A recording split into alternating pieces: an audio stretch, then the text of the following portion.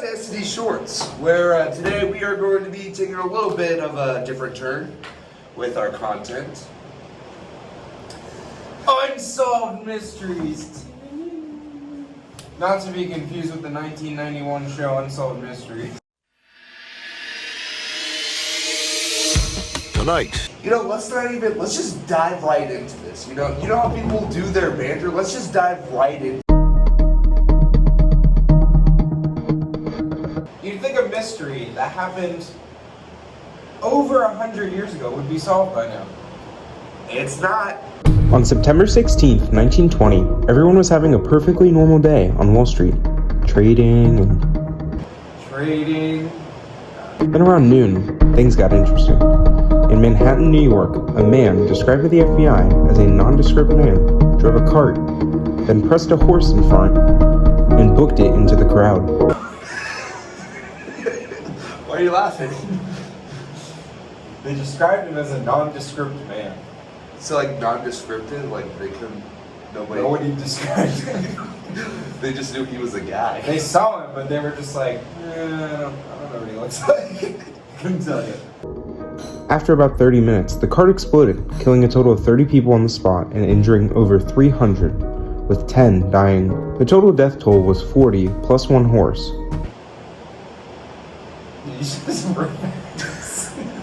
Now about the horse, like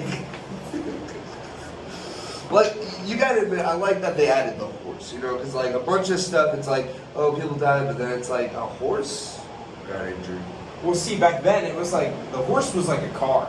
Oh yeah, so that's literally. Imagine your Lamborghini gets blown up outside of a bank. I'm not really a big Lamborghini guy.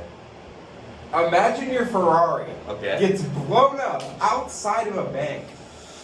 That would suck, yeah. And then 40 people died. Yeah. But the thing about horses too is that all that meat, it's just going everywhere. I mean, yeah, the people died too. Their meat's everywhere. It wasn't until later in the investigation this was considered a terrorist attack, which makes you think. What were they thinking it was before?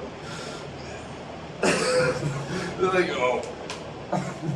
Man, who let their bomb explode? Down Wall Street. No, it's a terrorist. It's bombing. It's like. The first and most popular theory comes from one of the only leads given to detectives, which is a selection of flyers turned in that are addressed from the American anarchist fighters. They were also sent the previous year in 2 separate bombing campaigns. The FBI followed these flyers, investigating them up the East Coast with no prevail.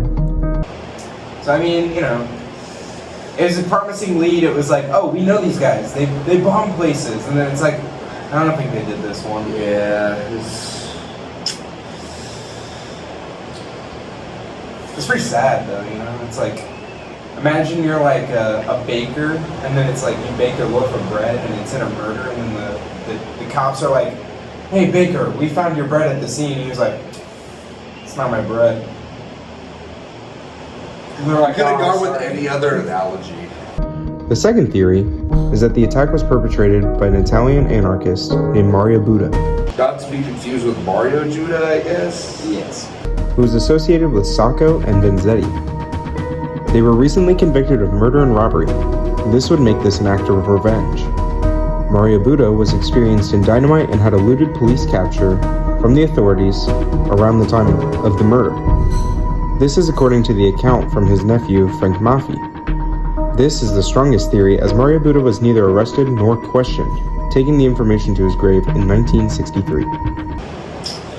So what you're saying is, that's why this is unsolved, because who knows, maybe he's the one that knew everything.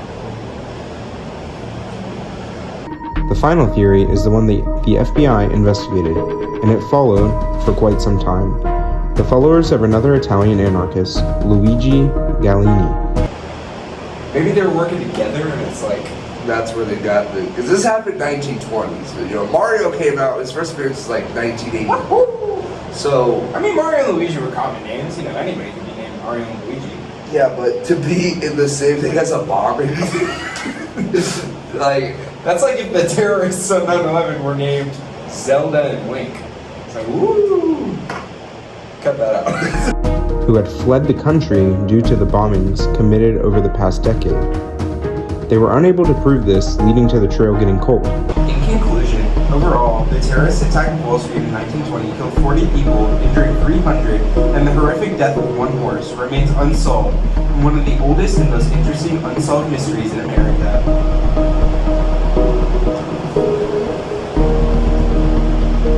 Any thoughts? Final reflections on this unsolved mystery? Maybe it's a good thing it's unsolved.